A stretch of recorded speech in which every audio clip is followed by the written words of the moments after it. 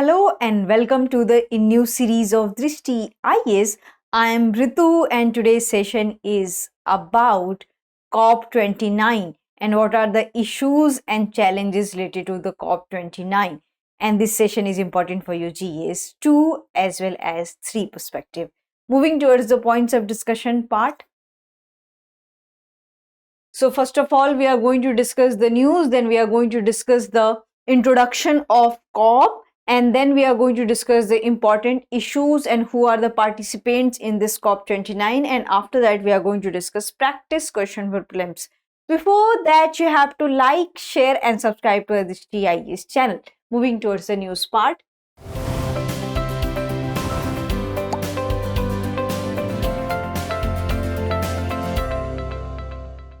So before moving to the news part, I want to make an important announcement by the Drishti IAS. As you already know that Drishti IAS has several branches across the country and it has started its ISGS Foundation course, and in Indore the batch will start by 13th November 3:30 p.m. In Karol Bagh, Delhi, the batch will start by 26th November 6 p.m. and this is exclusively for the English medium. If you want to know more information about such classes, you can call on to this number 8010440440. So coming to the news part. So COP29 is holding and is being held in Azerbaijan capital Baku. And this is the news which we are going to discuss in today's session. And why this is important? So you may wonder that each year there is a COP meeting. So why we discuss each year? Because each year they have a different plans, they have a different agenda to set, and they have different promises, and they have different target, they have new paperwork. So that's why it is very important to have discussion on the findings of every COP. So this is the news. Now we'll come to the introduction part of the COP. So what is COP? So COP full form is Conference of Parties, and this is the 29th edition. So that's why it is called as COP29. And what you can see that who are the members of the COP? So all the members who had ratified a treaty, and the treaty is called as UNFCCC, United Nations Framework Convention on Climate Change. So those member countries who has ratified this treaty are the member of COP, Conference of Parties, and this document was signed in 1992. Around 200 countries had signed this document, and this is a decision making body where different kind of decisions related to the climate finance, related to the climate change, related to the causes of climate way forward approach are taking place. So that's why this is a decision making, and here it is a single platform where around 200 countries participate and they discuss their unique climate change which are faced by the regions, and they also discuss that how to tackle all these problems, especially the environment related problems. And what is the timing of COP29? So we already had discussed the place that it is being held into the Azerbaijan's capital Baku, and the timing is today is the 11th November. So it will start by 11th November to 22nd of November. So it will end by 22nd of November. So this is a brief information about the COP, and COP full form is the Conference of Parties, and it has currently around 200 members, and they all had ratified a treaty, and the treaty name is United Nations Framework Convention on Climate Change. So this is very important and crucial for your prelims examination. Now we'll come to the next one, that what are the important issues which will be discussed in the COP29 and it is expected to discuss. So new climate finance goal, and COP29 seeks to set a new higher climate finance target NCQG beyond the $100 billion annual goal. So what we can see that earlier we used to announce that this would be our target, and in Paris climate we had discussed that we have to reduce our climate temperature by 1.5 degrees Celsius. But in order to achieve our target, we need a fund, and that's why this has been largely discussed in COP27. And since then, the climate finance is a big issue, and where different countries had a different stakes and different opinions. Few countries are willing to contribute, few countries are not willing to contribute.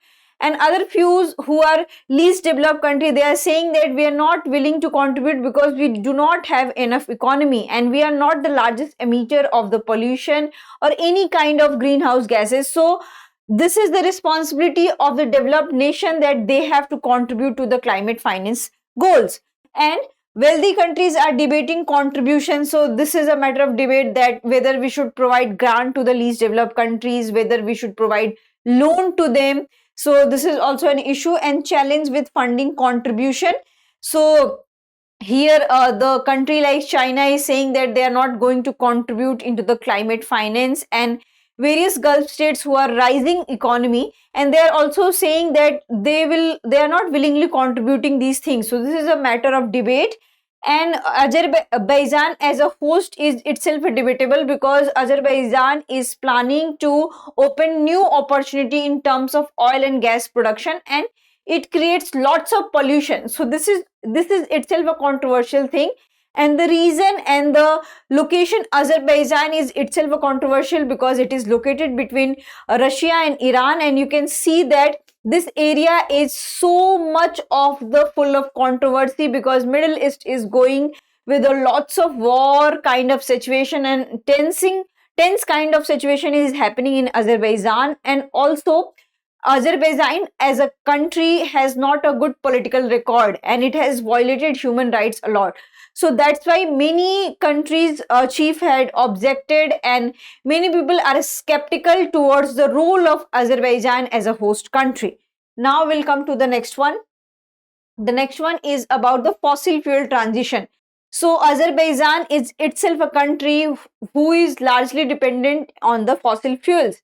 So there is also a Trioca thing, that COP27, COP28 and 30, these COP28, 29 and 30, these three countries are a part of Trioca group, and they are largely dependent on the fossil fuels.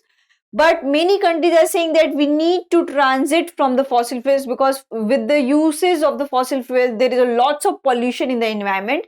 So there should be a transitioning, and we should transfer to the more renewable resources and carbon market rules. So there is an agreement whose name is Paris Agreement Credit Mechanism, and the countries are trying to give the priority to this mechanism, but still there is a lack of transparency in terms of carbon credit and things. So in this meeting, they are planning to have a decision on the carbon emission transparency and carbon bank transparency. So this is also one of the thing. Now we'll come to the key voices. So who are the participants of this whole COP29? So we can see that who are the key countries, who are the voices of this COP29. So first of all, we are going to discuss with the China, because China is a country which is largest carbon emitter, and still China is not willing to contribute in climate finance. So this is a very problematic stance. Also, United States is the largest historic emitter, and according to their emissions, they are not contributing to the fund. Though United States in the era of Joe Biden had decided, and they had given a plenty of amount in the climate finance fund, but still this will be the era of the Donald Trump, and we do not know that how Trump will receive this kind of situation, because it has been assumed that Donald Trump has been very skeptical towards the climate. So we do not know that how he will deal with this thing. And European Union. So European Union are the largest contributor to the global climate finance, and it has shown an example that if they are emitting and if they are using lots of natural resources, so it's their responsibility to help those countries who are in the need. Then United Kingdom, new Labour government emphasizes climate leadership, and as you already know that in United Kingdom there is a new Labour government, and they are more, what you can say, friendly towards the climate leadership. So it is likely that they are going to contribute more. And Trioca, the thing I was discussing, that COP28, 29 and 30, and who are the Trioca nation? UAE, Azerbaijan and Brazil. So we can see that COP28 was held in UAE, COP29 was held in Azerbaijan, it is being held, and Brazil will host the COP30. So these are the countries whose economies are mostly dependent on the fossil fuels. So this also needs to be discussed, that how we have to more dependent on renewable resources and we have to effectively use the renewable resources.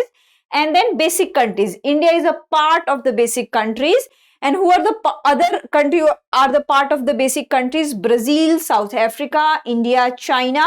And they advocate common but differentiated responsibilities, because in these group of countries, few countries are developing in nature, few countries are already developed. So their goal is common, but they have a different responsibilities, because those countries who had received a good amount of money and also they are in a developed state, so it is likely that they should contribute more to the climate finance. And those countries who are still in developing nature, whose climate policies are still in a developing process, so they have one common goal to combat the climate change, but they have a differentiated responsibilities, and they will take responsibilities and they will assign responsibility according to their financial need, according to their environmental problems.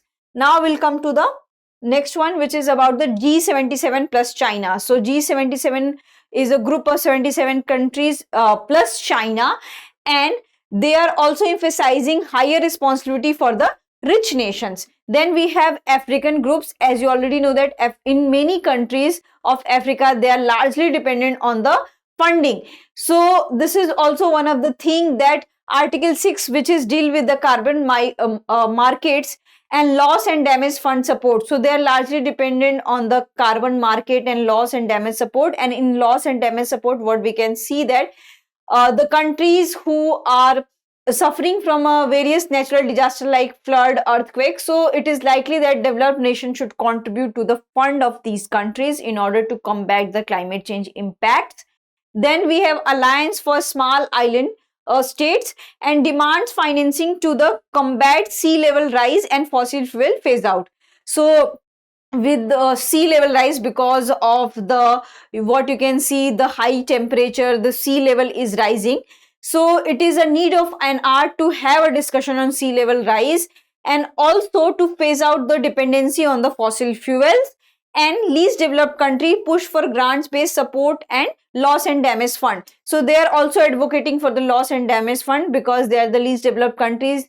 They do not have enough resources to contribute to the climate change action. But if we are a part of the same world, we have to combat the impacts of climate change, because if any country is suffering from the climate change, it is definitely the neighboring countries will also suffer, and it will transmit to the whole world. So that's why it is very important to combat the impacts of climate change across the world. And High Ambition Coalition, so this is a group of Marshall Island, and they are advocating aggressively on the emissions cuts, and few countries are missing these targets and they are not fulfilling their targets. So they are aggressively advocating that we have to fulfill our emission targets. Now we'll come to the question round. So here comes the 2-3 points which is very much important for your mains examination, that how the winning of Trump election would play a turning point in the COP meetings. And the second one is the role of India into the COP29, because this time we can see that most of the top leaders have missed the meeting of COP29, including the Indian Prime Minister Narendra Modi. So how this meeting will be perceived, and is it important that top leaders' presence are mandatory for any strong and effective climate action plan? So this is very important to have a discussion, that what is the role of participation of world leaders and how this outcome will impact the India. Now we'll come to the question part. COP, often mentioned in climate change discussions, refers to the annual meeting of countries that have the ratified which treaty? Kyoto Protocol, Paris Agreement, United Nations Framework Convention on Climate Change, International Climate Accord. We already had discussed this point. So this is very easy for you to discuss and answer into the comment section. I hope you like this session. If you have any queries related to the session, kindly ask in the comment section.